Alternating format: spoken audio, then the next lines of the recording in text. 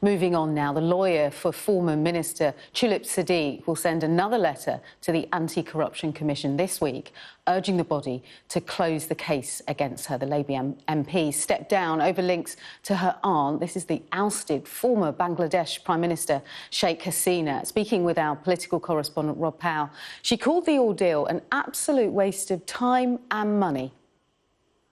For 10 months now, the Bangladeshi authorities have been spreading these baseless allegations against me. In the entire 10 months, they haven't once contacted me or my lawyers. And from the media, from what I read, they keep sending these letters to random addresses in Bangladesh, where clearly I live in London. I'm a London MP, and all I read about is these addresses that they're being sent to, these letters that they're being sent to. The truth is, it's not fair, it's not just, and there's no evidence against me. It's not serious. And I'm just urging the Bangladeshi authorities and anyone involved with this, the Anti-Corruption Commission, Professor Yunus, to let go of this political vendetta and just let me do my job, which is being the MP for Hampstead and Highgate. What political impact has this had? I mean, do you believe that this smear campaign, as you call it, was responsible for you having to step down as a minister? The truth is that this is an absolute waste of time and money. It's an absolute waste of time and money on my side. It's absolute time and money on their side as well, in terms of the Anti-Corruption Commission and the people of Bangladesh. But one thing I will tell you, I will not be allowing them to drag me into their world of dirty politics, and nothing is going to stop me from pursuing the job that I was elected to do with an overwhelming majority, which is representing the people of Hampstead and Highgate. So they need to stop this political vendetta, this smear campaign, and this malicious persecution right from the beginning. This is not serious, and they just need to leave me alone. And just finally, you wanted to meet Mohammed Yunus when he was over here recently. Would you ever consider going to Bangladesh to try and clear your name and clear this up? Or does he need to come here, and do you want to meet him here next time he comes? Look, Professor Yunus was here. I invited him for tea in Parliament, and the reason I did that is because I wanted to share the documents that I shared with the Prime Minister's ethic advisor when he undertook this investigation into me. I wanted to show him all my financial statements, all my bank statements, everything, to show him that he is barking up the wrong tree and that I haven't done anything, I am innocent, and they need to stop pursuing this political vendetta against me. Do you have any regrets at all about some previous links or statements about the Awami League at all, or...? The main thing I would say to you is I'm very proud to be the MP for Hampstead and Highgate. I was born in London, I grew up in London, I went to school here, and now I'm an MP here. Yeah, let's go to our political correspondent, Rob Powell, joins me now. Rob, you've been following this story from the very beginning. What struck you most in your reporting?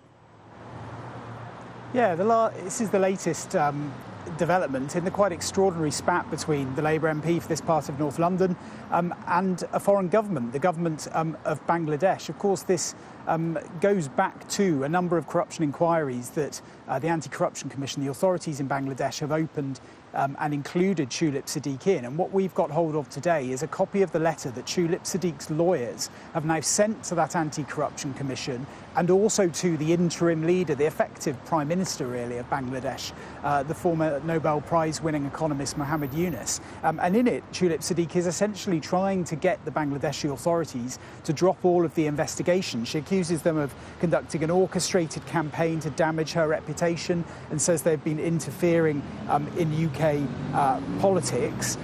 She calls the investigations wholly misconceived and an unlawful attempt to smear her reputation and interfere with her public service. Now, we've gone to the Anti-Corruption Commission and the Office of the Chief Advisor of Bangladesh for a response. They previously said that they have evidence, and this is essentially based off previous links that Tulip Siddiq has to her aunt, who used to be the Prime Minister of Bangladesh. And the point that's being made in this letter, and I think the way that she's trying to close down this investigation, is by pointing to interventions that the interim leader of Bangladesh, Mohammed Yunus, has made in the past, and saying that that means she can't get a fair investigation. So Mohammed Yunus gave an interview back in March with our colleague Cordelia Lynch, our Asia correspondent, in which he essentially alleged that Tulip Siddiq still had a large amount of wealth left in Bangladesh Bangladesh now, and that needed to be treated very seriously. Now, she is pointing at things like that and saying that means that the anti-corruption authorities in Bangladesh wouldn't be able to do a fair,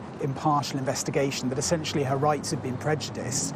She also points to things like the briefings that have come out to the media over months now about these investigations, and says she hasn't been contacted directly. Of course, the flip of this is that there are documented links back through properties that she has either lived in or owned to individuals that have links to the Awami League. That's the political party that was still led by her aunt Sheikh Hasina before she was deposed as Prime Minister. In the past, she's made statements, including back in 2015, where she thanked supporters of the Awami League after her general election win as well. So critics will say that those links are there and they represent a very difficult position for an MP to be in. I think what she says is that, look, if you've got any actual allegations of wrongdoing, they haven't been put to her yet. So now she wants them once again to put all those allegations to her, to respond to this letter. Her lawyers have set a deadline of a week today, and she says that if they don't respond by then she'll consider the matter closed. OK, Rob, for now, thank you so much.